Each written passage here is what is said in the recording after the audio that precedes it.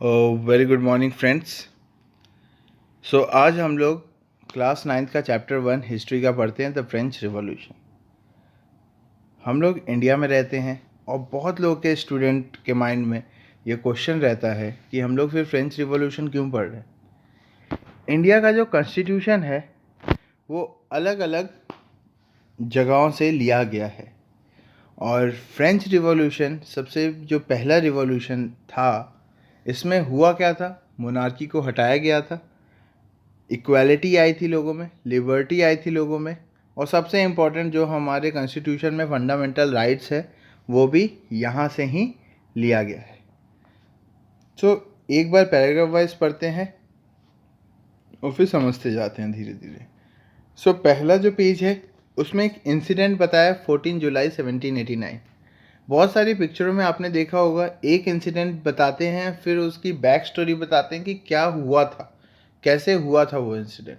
Same इस जो chapter में भी ऐसे ही किया है, पहले इंसिडेंट बता दिया फिर उसके रीज़न बताए गए हैं।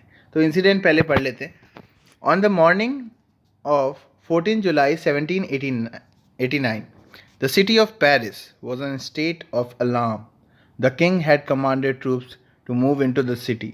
Rumors spread that he would soon order the army to open fire upon the citizens.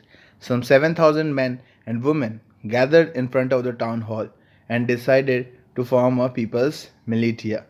They broke into a number of government buildings in search of arms. Finally, a group of 700 people marched towards the eastern part of the city and stormed the fortress prison, the Bastille, where they hoped to find hoarded ammunition. In the armed fight that followed, the commander of the Bastille was killed and the prisoners released. तो इसमें यह बताया गया है कि 14 जुलाई 1789 को Paris में बहुत ही हड़कंप मच गई थी एंड ऐसा कहा गया था कि किंग जो है वो आर्मी को ऑर्डर देने वाला है कि वो सिटीजन्स के ऊपर फायर कर दे। Total 7,000 man and women gather हुए थे। उसमें से लोगों ने क्या डिसाइड किया था कि वो लोग गवर्नमेंट बिल्डिंग के अंदर एंटर होंगे एंड वहाँ से आर्म्स एंड एमुनेशन ले लेंगे। सो बेस्टाइल करके एक जो बेस्टाइल जो मेन फोर्ट्रेस था, प्रिजन, वहाँ पे लोग गए, वहाँ से एमुनेशन लिया। इसमें हुआ क्या था, आर्म फाइट में जो कमांडर था बेस्टाइल का वो मारा गया एंड जितने भी प्रिजनर थे बेस्टाइल में, बेस्टाइल एक प्रिजन वो था, तो जितने भी प्रिजनर्स थे वहाँ से रिलीज़ करा दिए गए, though there were only 7 of them. Yet the Bastille was hated by all because it stood for the despotic power of the king.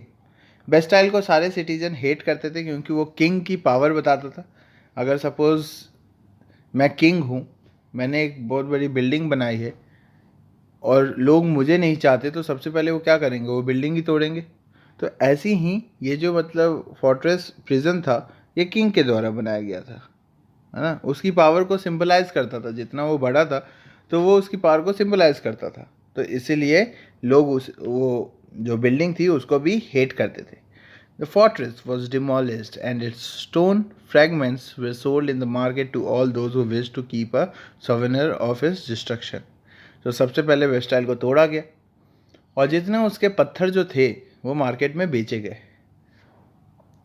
और उन लोग को दिए गए जो लोग उस पत्थर को एज अ सोवेनियर रखना चाहते थे, as a distraction. The days that follows saw more writing both in Paris and the countryside. Most people were protesting against the high price of bread. Much later, when historians looked back upon the time, they saw it as the beginning of a chain of events that ultimately led to the execution of the king in France. Though most people at the time did not anticipate this outcome, how and why did this happen? So Bastille के jail में commander को मारा गया, prisoners को release किया गया, Bastille को तोड़ा गया। क्यों हुआ ये सब? सो ये जानने के लिए आपको ये पूरा चैप्टर पढ़ना पड़ेगा। ये देखिए, ये पिक्चर में बेस्टाइल का वो जो है जेल वो दिखा रहे हैं और यहाँ के लोग दिखा रहे हैं। देखिए बेस्टाइल का जेल कितना बड़ा है। है ना। सो आप लोग देख सकते हैं यहाँ से। नेक्स्ट अगर हम लोग पढ़ने जाएंगे, so topic number 1, French society during the late 18th century. Society कैसे डिवाइडेड थी वो एक बार पढ़ लेते हैं। In 1774, Louis XVI of the Bourbon family of kings ascended the throne of France. He was 20 years old and married to the Australian princess Mary Antoinette.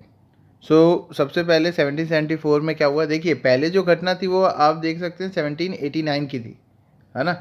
ये जो आपको बताया गया है 1789, एंड देन रीज़न आपको बताया गया है कहाँ से, 1774 से, है ना। सो 74 में लुइस 16 करके आया, बॉर्बन फैमिली का वो किंग था, 20 ईयर्स का था, एंड उसने ऑस्ट्रियन प्रिंसेस से शादी की थी। Upon his accession the new king found an empty treasury. अब हुआ क्या था इस समय, उसको होता क्या है कि पूर्वजों की ट्रेजरी मिलते जाती है, बट लुइस 16 के पास इतनी ट्रेजरी नहीं मिली। Long years of war had drained the financial resources of France.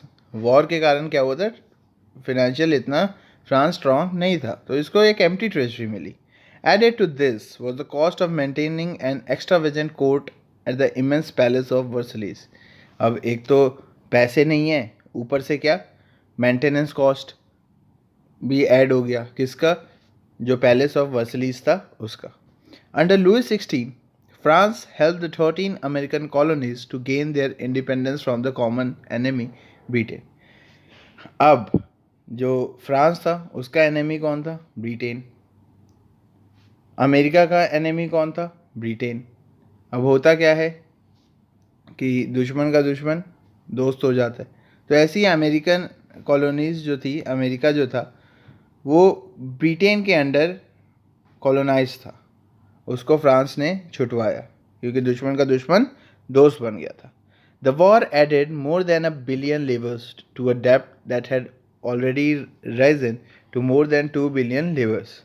अब वॉर के कारण क्या हुआ, और ज़्यादा मतलब डेब्ट में आ गए फ्रांस वाले। Lenders who gave the state credit now began to charge 10% interest on loan. जितने लोग लोन दिए थे वो लोग 10% इंटरेस्ट और लेने लग गए। So the French government was obliged to spend an increasing percentage of its budget on increasing payments alone to meet its regular expenses such as the cost of maintaining an army, the court, running government offices or university. The state was forced to increase taxes. अब एक बार देखते हैं इस पूरे paragraph को मतलब brief में। एक किंग आया, बहुत छोटा था, उसको एम्प्टी ट्रेजरी मिली, साथ में उसको मेंटेनेंस कॉस्ट भी पे करना पड़ता था पैलेस ऑफ वर्सलीज का। उसने ब्रिटेन से 13 अमेरिकन कॉलोनीज़ को आज़ाद कराया, उसके लिए लोन लिया, तो लोन का 10% एक्स्ट्रा मतलब इंटरेस्ट ऐड हो गया था, लोग मांगते थे। तो अब इसके कारण वो बहुत ही डेब्ट में चला गया था। उसी डेब्ट को चुकाने के लिए वो क्या किया, टैक्सेस बढ़ा दिया। Yet, even this measure would not have sufficed. French society in the 18th century was divided into 3 states, and only members of the third state paid taxes. अब ये चीज़, वो जो बेस्टाइल वाला इंसिडेंट था ना, उसको सिर्फ इंक्रीजिंग टैक्सेस ने ही नहीं मतलब वो इंसिडेंट को करवाया था। वो इंसिडेंट का एक और कारण क्या था कि सोसाइटी 3 स्टेट में बटी हुई थी, और 3 स्टेट में से सिर्फ थर्ड स्टेट को टैक्सेस पे करने पड़ते थे। ऊपर के जो 2 स्टेट थे उनको टैक्सेस पे नहीं करने पड़ते थे। सो एक बार कंपोजिशन ऑफ फ्रांस देख लेते हैं society.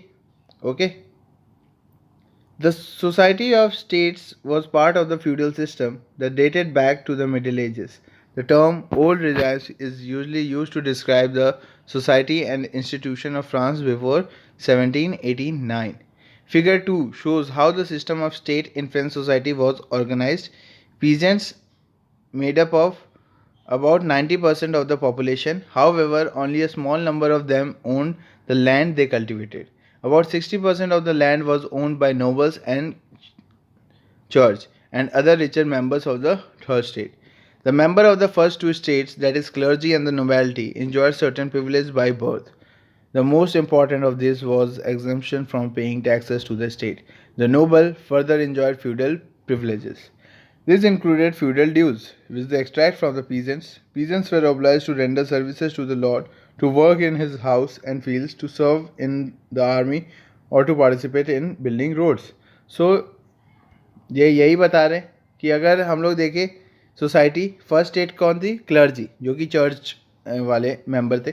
Second state nobility, Nobel जो कि मतलब किंग के अंडर काम करते थे. थर्ड स्टेट में आते थे big businessman, merchant and peasants, artisan, small peasants. ये सब होता क्या था, जो थर्ड स्टेट वाले थे उन लोगों को टैक्स पे करना पड़ता था. नोबेलिटी और क्लर्जी को टैक्स पे नहीं करना होता था. जो थर्ड स्टेट वाले थे वो मेजॉरिटी ऑफ द पॉपुलेशन थे, मतलब ये लोग पॉपुलेशन में ज़्यादा थे, है ना, as compare to first second state. Next हम लोग ये देख लेते हैं कि जो फर्स्ट सेकेंड थे, जो नोबल्स थे, वो फ्यूडल ड्यूज़ इन्जॉय करते थे. अब फ्यूडल ड्यूज़ क्या होता है, मतलब नोबल जो सेकेंड स्टेट में थे या फर्स्ट स्टेट में थे, उनके अंडर ये थर्ड स्टेट वाले आके वर्क करते थे. जैसे हाउस में एज अ सर्वेंट काम कर लिया, लैंड में खेती में हेल्प कर दी, तो ये सब फ्यूडल ड्यूज़ में आता था, है ना. इनको बचपन से ही ऐसा सिखाया जाता था कि लाइक आपको जो नोबल्स हैं उनको सर्व करना है ना. The church to extract is share of taxes. अब चर्च क्या करता था, अपने शेयर ऑफ टैक्सेस लेता था, call tithes from the peasant. And finally all members of the third state had to pay taxes to the state. अब church का अलग जो टिथेस, जो टैक्स था, टिथे, वो चर्च को जाता था. 1/10 ऑफ द एग्रीकल्चर प्रोड्यूस जाता था चर्च को. This includes a direct tax called tithe and a number of indirect taxes which were levied on articles of everyday consumption like salt और tobacco. जो स्टेट को जाता था वो टैक्स को क्या बोलते थे? टाइल. याद रखिएगा, दो तरीके के टैक्सेस होते थे. एक टिथे जो कि मतलब जाता था चर्च को, 1/10 ऑफ प्रोड्यूस. दूसरा था टाइल जो कि जाता था स्टेट को, है ना. The burden of financing activities of the state through taxes was borne by the third state alone. अब जितना भी पूरा गवर्नमेंट खर्चा कर रहा है वो आप देख सकते हैं पिक्चर में. टिक किस पे मारा है? Third state. थर्ड स्टेट ही टैक्स भरते थे, इन्हीं को सफ़र करना पड़ता था. तो ये हम लोगों ने पढ़ दी कंपोजिशन ऑफ फ्रेंच सोसाइटी. अब हुआ क्या? The struggle to survive. 1.1 पढ़ते. The population of France rose from about 23 million in 1715 to 28 million in 1789. अब पॉपुलेशन धीरे धीरे फ्रांस का बढ़ गया. जो 23 मिलियन 1715 में था वो 1789 तक 28 मिलियन हो गया. This led to a rapid increase in the demand of food grain. Population बढ़ेगा तो डिमांड भी लोगों की बढ़ेगी, है ना. उतने पॉपुलेशन को फीड भी तो करना है, जिसके कारण फूड ग्रेन ज़्यादा चाहिए. Production of food grains could not keep pace with the demand. उतना ज़्यादा प्रोडक्शन नहीं हुआ. So the price of bread, which was the staple diet of the majority, rose rapidly. अब जब कहीं डिमांड नहीं होगा उतना ज़्यादा तो प्राइस बढ़ेगी. जैसे एग्जांपल आज मैं दे देता हूँ. कोरोना अभी आप लोगों को पता होगा ये चल रहा है. यहाँ पे मैगी की सप्लाई नहीं हो रही है. खाने वाले मैगी बहुत है ना. सो अब मैगी कम है, खाने वाले बहुत हैं, सब लोग चाहते हैं मैगी. तो मैगी शॉप वाले क्या कर रहे हैं? ज़्यादा दाम में बेच रहे हैं. तो ऐसे ही यहाँ पे भी हुआ था. Most workers were employed as labourers in workshop. Owner fix their wages. Wages उतना ही था, but wages did not keep pace with the rise in price. So the gap between the poor and the rich widened. Things became worse whenever डॉट or hail reduce the harvest. जब कभी भी मतलब production कम होता था या dot पड़ता था, तब क्या होता था कि डिमांड तो बढ़ गई, सप्लाई उतनी नहीं बढ़ी, तो प्राइसेस बढ़ गए और सैलरी कांस्टेंट ही रही. अब सपोज़ मेरे को सैलरी बहुत मिनिमम मिल रही है ना. या कोई भी लेबर का ले लेते हैं. सूरत में एक लेबर है जो कि मतलब 3000 कमाता है और उसका उसी में गुजारा होता है.